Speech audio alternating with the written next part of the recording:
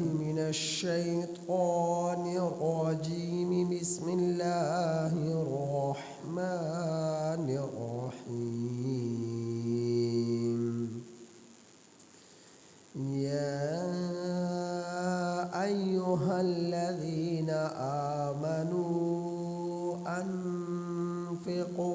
مما رزقناكم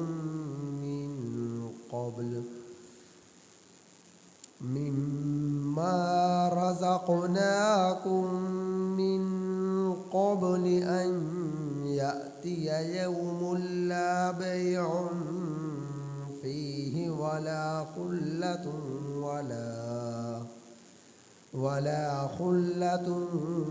ولا شفاعة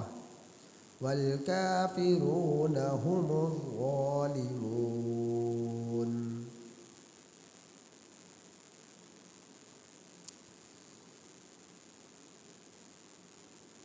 سورہ بقرہ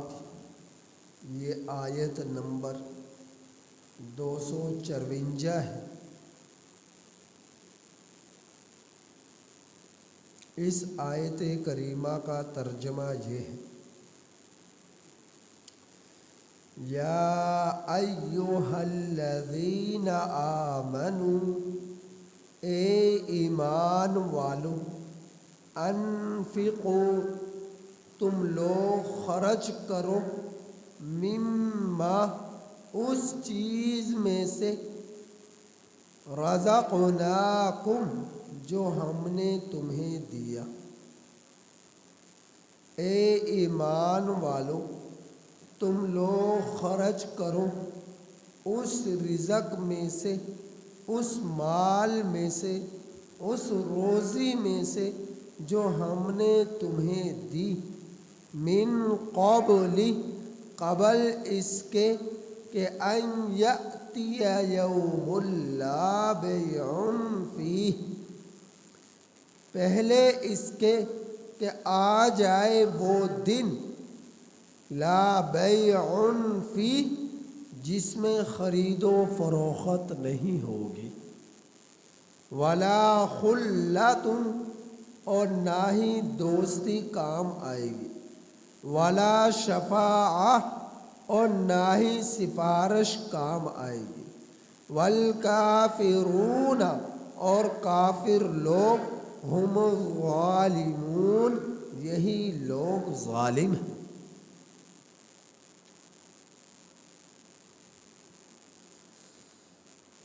پچھلی آیات کریمہ میں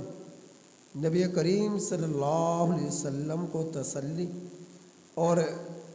اپنی مخلوق کو اللہ تعالیٰ کی طرف سے دی ہوئی اختیارات کا ذکر ہے. آپ صلی اللہ علیہ وسلم کو تسلی، وَإِنَّكَ لَمِنَ الْمُرْسَلِينَ، کہ آپ صلی اللہ علیہ وسلم کی رسالت کی پیشن گوئی اور سچے برحق رسول ہونے کے متعلق بیان. اور جب آپ صلی اللہ علیہ وسلم نے رسالت کی تبلیغ کی، پیغام پہنچایا اور اپنے رسول ہونے کے متعلق لوگوں کو بتلایا، تو لوگوں نے آپ کو تکالیف پہنچائی آپ کی رسالت کو ٹھکرا کر، آپ کو نبی تسلیم نہ کر کر، آپ کو رسول تسلیم نہ کر کر. تو اللہ رب العزت نے آپ کو تسلی دینے کے لیے تلک الرسل فضلنا بعضهم علی بعض منهم من کلم اللہ ورفع بعضهم درجات، یہ آیات نازل فرمائی کہ آپ گھبرائیں نہ. اللہ تعالیٰ نے جو آپ کو مقام اور مرتبہ عطا فرمایا ہے اسے کوئی چھین نہیں سکتا، اسے کوئی ختم نہیں کر سکتا. آپ رسول ہیں اور رہیں گے. آپ کے لوگوں کے رسالت کا انکار کرنے کی بنا پر ایسا نہیں ہے کہ آپ رسول نہ رہیں گے، آپ پیغمبر نہ رہیں گے. تو اللہ رب العزت نے آپ کو فضیلت عطا فرمائی ہے، آپ کو درجہ عطا فرمایا ہے تمام پیغمبروں پر. قرآن کریم کی بعض آیات سے، بعض احادیث مبارکہ میں نبی کریم صلی اللہ علیہ وسلم نے ارشاد فرمایا کہ تم لوگ انبیاء کے آپس میں تفضیل نہ کرو، اور ایک روایت میں فرمایا کہ مجھے موسیٰ پر فضیلت نہ دو، اور ایک روایت میں بیان فرمایا کہ کوئی بھی یونس بن متا سے افضل لے۔ یہ روایات، تو یہ ایسے لوگوں کے لیے یہ روایات ہیں کہ جو اپنی مرضی سے، اپنی رائے سے کسی پیغمبر کو، کسی رسول کو، رسولوں پر فوقیت دے، درجہ دے۔ ہاں، جن رسولوں کے فضائل، جن رسول اور پیغمبروں کی فضیلتیں، درجات اللہ رب العزت نے رسولوں سے اعلیٰ بیان فرمائے، افضل بیان فرمائے، درجات میں دیگر پیغمبروں سے اعلیٰ قرار دیا، تو اللہ کی طرف سے جن کی فضیلت اور اہمیت رسولوں پر بیان کی گئی، تو ان کے بارے میں آپ بیان کر سکتے ہیں کہ فلاں پیغمبر فلاں رسول سے افضل اور اعلیٰ ہے۔ جس طرح کہ نبی کریم صلی اللہ علیہ وسلم کے متعلق اللہ تعالیٰ نے جب بیان فرما دیا کہ نبی کریم صلی اللہ علیہ وسلم پوری روئے زمین میں، پوری کائنات کے اس تمام پیغمبروں، تمام لوگوں میں سب سے افضل ترین میرے پیغمبر ہیں،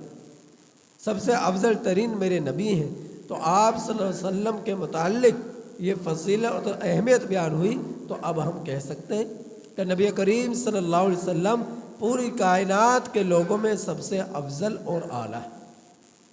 سب سے افضل اور اعلیٰ ہے۔ جس طرح کہ ان آیات کریمہ میں اللہ تعالیٰ نے بیان فرمایا، کیا بیان فرمایا؟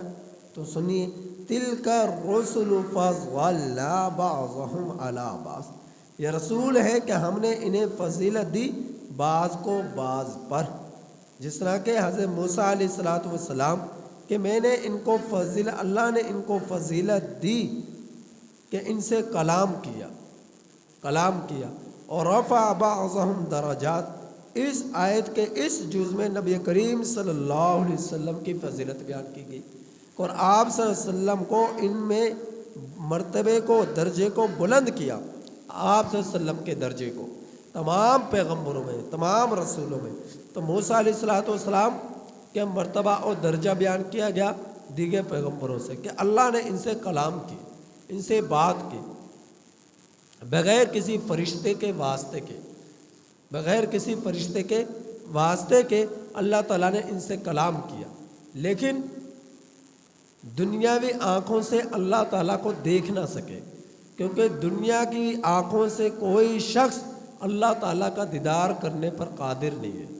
قدرت نہیں رکھتا۔ تو اللہ جل جلالہ نے نبی کریم صلی اللہ علیہ وسلم کو یہ اعزاز بخشا کہ آپ صلی اللہ علیہ وسلم معراج کے موقع پر اللہ تعالیٰ نے آپ کی آنکھوں میں اتنی قوت عطا فرما دی کہ اس قوت بینائی کے ذریعے سے اللہ تعالیٰ کا دیدار کر سکے، اتنی قوت عطا فرما دی۔ اور آپ صلی اللہ علیہ وسلم کو معراج پر اللہ تعالیٰ نے نہ صرف اپنا دیدار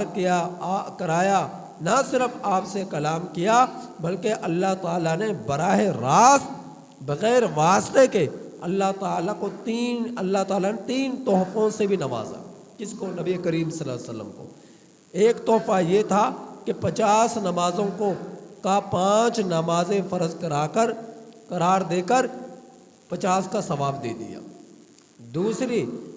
دوسرا تحفہ یہ دیا کہ سورہ بقرہ کی آخری آیات، آخری رکوع کی آخری آیات کریمہ آمن الرسول بما انزل الیہ من ربہ والمؤمنون سے آخر تک، یہ اللہ تعالیٰ نے براہ راست بغیر فرشتے کے واسطے کے اللہ تعالیٰ نے نبی کریم صلی اللہ علیہ وسلم پر نازل فرمائے۔ اور تیسرا تحفہ یہ دیا کہ نبی کریم صلی اللہ علیہ وسلم سے فرمایا کہ آپ کے امت کے تمام اہل ایمان کی میں مغفرت کروں گا، سوائے ان لوگوں کے جو شرک کریں گے، جو کفر کریں گے، ان کے علاوہ جتنے بھی اہل ایمان ہیں سب کو میں جنت میں بھیجوں گا، سب کے لیے میں مغفرت کے مغفرت کا حکم نازل کروں گا۔ یہ آپ صلی اللہ علیہ وسلم کو بشارت عطا فرمائی۔ تو تین چیزیں، تین تحفے نبی کریم صلی اللہ علیہ وسلم کو بغیر حجاب، بغیر کسی فرشتے کے واسطے کے نبی کریم صلی اللہ علیہ وسلم کو اللہ تعالیٰ نے عطا فرمایا۔ نمبر 1، 50 نمازوں کا تحفہ، 5 میں ان کو 5 مقرر کر کر 50 کا ثواب دیا۔ دوسرا تحفہ سورہ بقرہ کی آخری رکوع کی آخری آیات آمن الرسول بما انزل سے آخر تک، یا اللہ تعالیٰ نے بغیر فرشتے کے واسطے کے براہ راست نبی کریم صلی اللہ علیہ وسلم کو عطا فرمائی۔ تیسرا تحفہ کہ اللہ تعالیٰ کے ساتھ جو شخص بھی شرک کرے گا نبی کریم صلی اللہ علیہ وسلم کی امت میں سے، تو ایسا شخص کی بخشش نہیں ہوگی۔ اس کے علاوہ سب کے نبی اللہ تعالیٰ جو ہے مغفرت فرمائیں گے، جتنے بھی اہل ایمان ہیں سب کے مغفرت فرمائیں گے۔ تو یہ بشارت اور یہ تحفہ نبی کریم صلی اللہ علیہ وسلم کو براہ راست اللہ رب العزت نے عطا فرمایا۔ اور پھر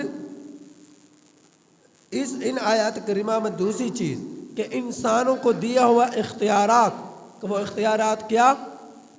کہ غلط اور درست راستے بتلا کر ان کو اختیار دے دیا۔ اب چاہے درست راستے پر چلے چاہے غلط راستے پر چلے، درست راستے پر چلیں گے تو جنت منتظر ہے، غلط راستے پر چلیں گے تو جہنم جو ہے وہ منتظر ہے۔ لہذا اب راستوں کا چناؤ لوگوں نے، اللہ کی مخلوق نے خود کرنا ہے، اللہ کے رب العزت کے مخلوق نے خود کرنا ہے۔ چنانچہ اسی وجہ سے اللہ تعالیٰ نے جالوت اور طالوت کا واقعہ بیان فرما کر بتلا دیا کہ اگر اللہ تعالیٰ چاہتا تو جہاد کرنے کی نوبت ہی نہ آتی، لڑنے کی نوبت ہی نہ آتی۔ قوم عمالقہ کو، پوری کی پوری قوم کو اللہ رب العزت توفیق ہدایت دے دیتے، تمام کے تمام لوگ جو ہے مومن ہو جاتے اور جہاد کرنے کی نوبت ہی نہ آتی۔ لیکن اللہ تعالیٰ نے اختیار دے دیا، اللہ رب العزت نے اختیار دے دیا، تو قوم عمالقہ نے اس اختیار کا غلط استعمال کیا، اور حضرت طالوت، حضرت اسماعیل علیہ السلام کی قوم نے اللہ تعالیٰ کے درست اس اختیار کو استعمال کر لیا، جنت والے اختیار کو استعمال کر لیا۔ تو اختیارات اللہ رب العزت نے دیا، بس فرق یہ کہ قوم عمالقہ نے غلط راستے کے اختیار کا چناؤ کیا، اور قوم اسماعیل علیہ السلام نے صراط مستقیم والے راستے کا چناؤ کو اختیار کیا۔ تو صراط مستقیم والے راستے کا چناؤ کرنے والے جنت میں جانے والے بن گئے، اور شیطانی راستے کا چناؤ کرنے والے لوگ جہنم میں دخول کا ذریعہ بن گئے۔ تو یہ اللہ رب العزت نے اختیارات دے دیے۔ تو اللہ تعالیٰ نے فرمایا کہ جو میں چاہتا ہوں وَلَٰكِنَّ اللَّهَ يَفْعَلُ مَا يُرِيدُ، جو چاہتا ہوں وہ کرتا ہوں۔ اللہ تعالیٰ ذات پوری کائنات کو بنانے والی ہے، پیدا کرنے والی ہے، وہ جو چاہتا ہے کرتا ہے، اس کے معاملات میں کوئی دخل نہیں دے سکتا،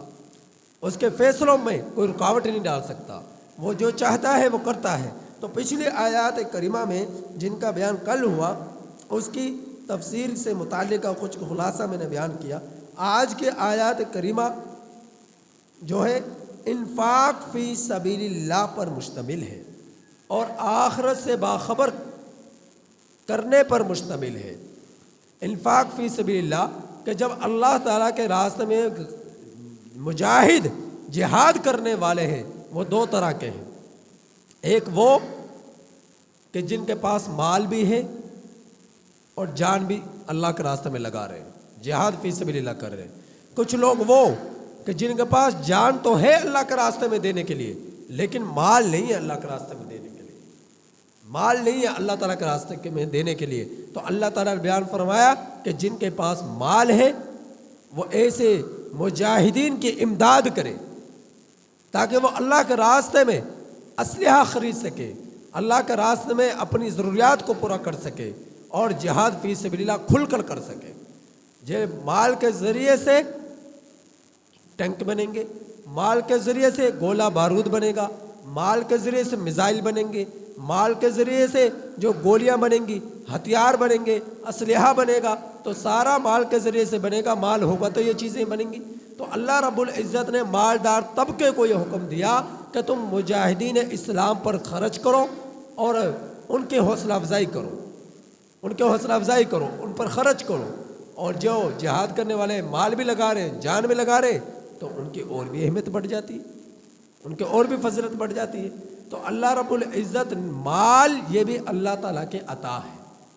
مال یہ بھی اللہ تعالیٰ کے عطا ہے۔ کہ آپ نے دیکھا کہ اس معاشرے کے اندر کتنے لوگ ایسے ہیں تھوڑی سی محنت کرتے اللہ انہیں کروڑوں ارب پتی بنا دیتا ہے، اور کتنے معاشرے میں ایسے ہیں جسے مزدور طبقہ کہا جاتا ہے، کتنی محنت کرتے صبح سے شام تک پسینے سے شرابور ہو جاتے ہیں، پسینے سے شرابور ہو جاتے ہیں، پھر بھی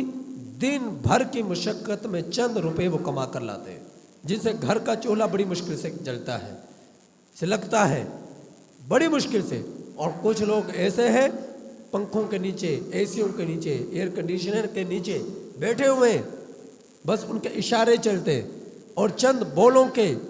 بول بولنے ہوتے ہیں، اور انہی کی وجہ سے اللہ تعالیٰ نے کروڑوں اربوں کے منافع خیر عطا فرما دیتے ہیں۔ تو اللہ رب العزت کی عطا ہے۔ اگر مزدور اگر محنت کے بل بوتے پر کسی کو ملنا ہوتا کہ صرف اور صرف محنت ہی سے ملے گا، کہ جو جتنی محنت کرے گا اتنا ہی ملے گا، نہیں، اگر ایسا ملنا ہوتا تو مزدور طبقہ اب کا کب کا جو ہے ارب پتی بن چکا ہوتا، مزدور طبقہ کب کا جو ہے کروڑ ارب پتی بن چکا ہوتا۔ یہ اللہ رب العزت کے عطا ہے، جسے چاہتے ہیں تھوڑی سی محنت پر کروڑوں خربوں کے منافع عطا فرما دیتے ہیں، اور جسے چاہتے ہیں جو ہے زیادہ محنت پر بھی کچھ نہیں دیتے، سوائے چند سکوں کے، چند روپوں کے، اللہ رب العزت نے کچھ نہیں دیتے۔ تو مال کا مل جانا، رزق کی فراوانی کا مل جانا، مال دولت کی فراوانی کا حاصل ہو جانا، یہ صرف اور صرف اللہ رب العزت کی عطا ہے، اللہ رب العزت کے جو ہے تقسیم ہے، کسی کے لیے زیادہ دے دیا، کسی کو کم دے دیا۔ تو پھر یہ مال ایسی چیز ہے جس کو حاصل کرنے کے لیے پوری دنیا کے لوگوں کی دوڑ دھوپ لگی ہوئی ہے۔ تو اللہ تعالیٰ فرما رہے کہ آج تم اس مال کا درست استعمال کر لو جن کو زیادہ مل گیا۔ جو مالدار طبقہ ہے، جو اللہ کے دیے ہوئے کو استعمال کر رہا ہے، وہ اس میں سے اللہ کے راستے میں خرچ کرنے والا بن جائے، قبل اس کے کہ وہ دن آ جائے کہ تم خرچ کرنا چاہو تو تمہارا خرچ کیا ہوا کام نہ آئے، خرچ کیا ہوا کام نہ آئے، کام نہ آئے۔ تو اللہ رب العزت کا یہ پیغام ہے، قرآن مجید میں یہ فرمان ہے کہ کل قیامت کے دن کوئی شخص جو ہے، کسی شخص سے کہا جائے گا کہ یہ آسمان سے لے کر زمین تک، مشرق سے لے کر مغرب تک، شمال سے لے کر جنوب تک، زمین سے آسمان کی بلندیوں تک سونا بھر کر اسے دے دیا جائے، سونے سے بھر کر ایک شخص کو دے دیا جائے، مجرم کو دے دیا جائے،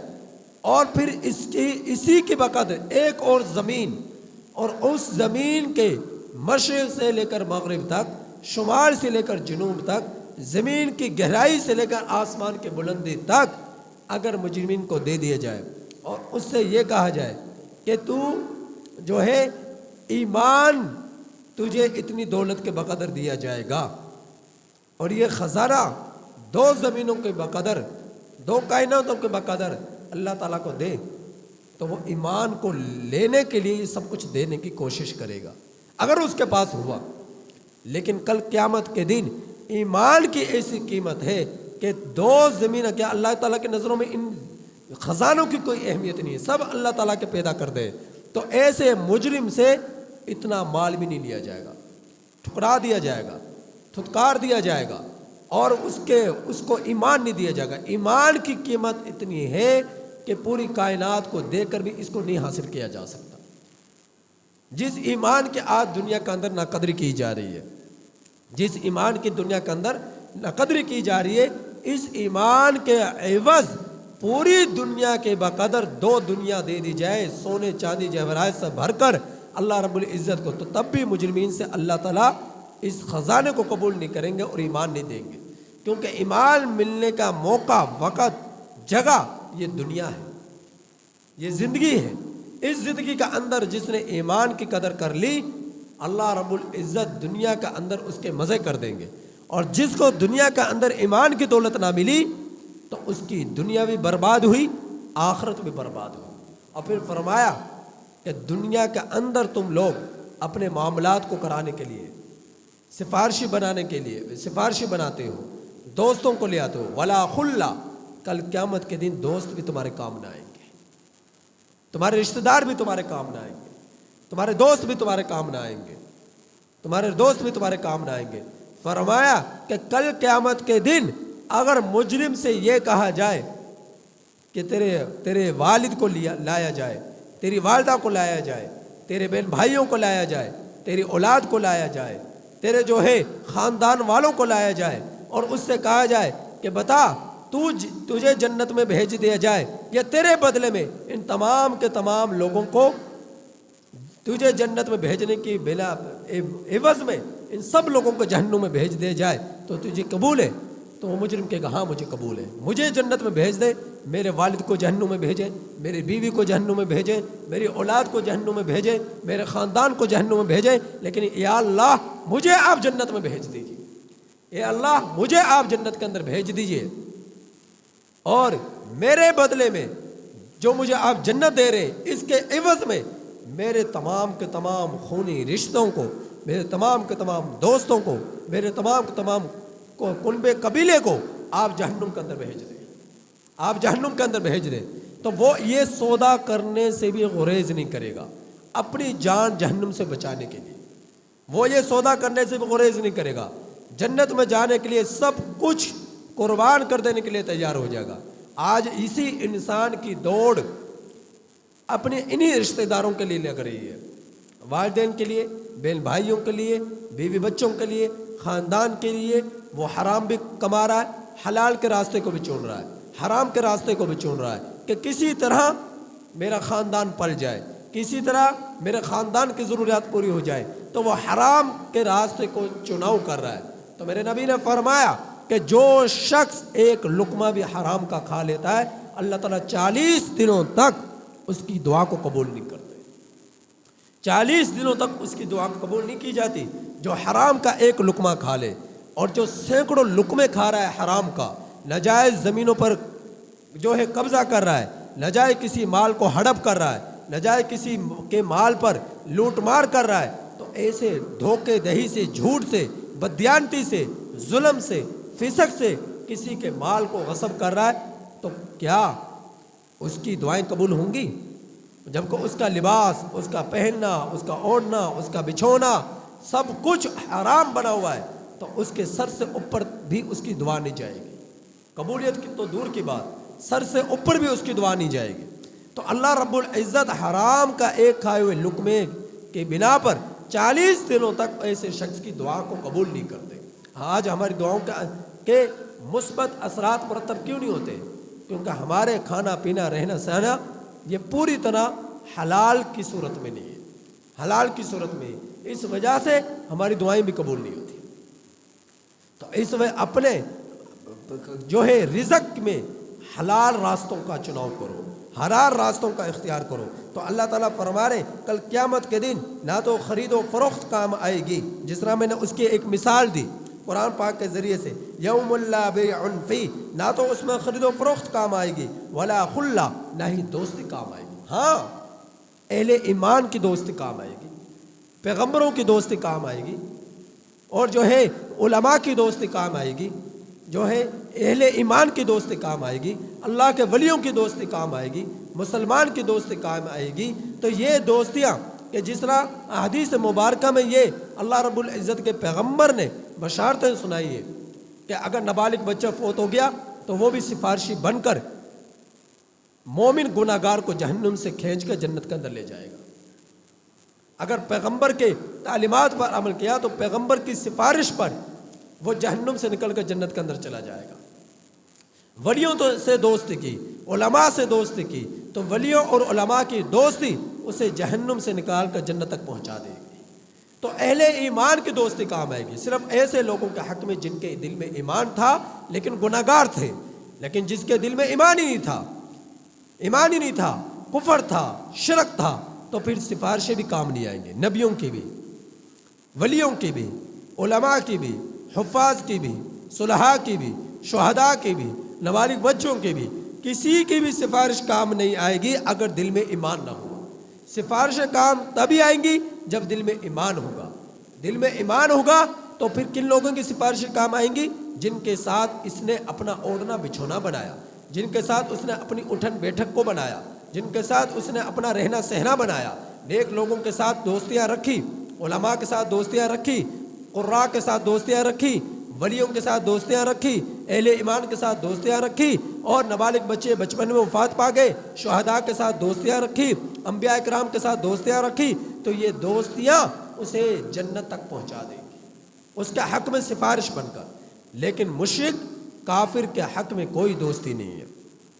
کوئی دوستی کام نہیں آئے گی۔ اللہ تعالیٰ اس کی طرف اشارہ فرما رہے ہیں کہ یوم لا بیع فیہ، اس دن کے آنے سے،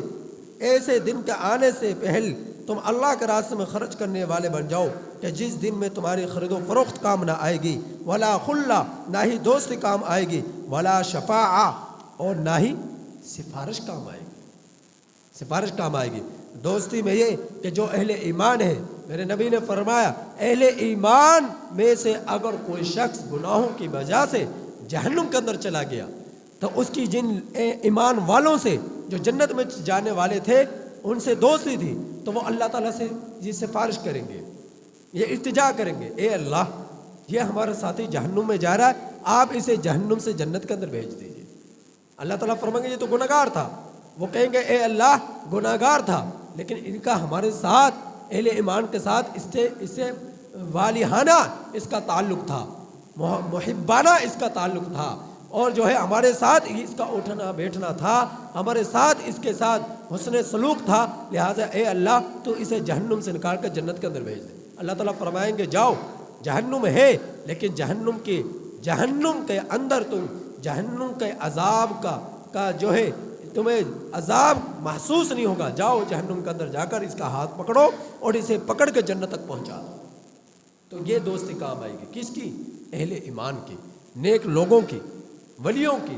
علماء کی، صلحاء کی، یہ دوستیاں کام آئیں گی۔ اور یہی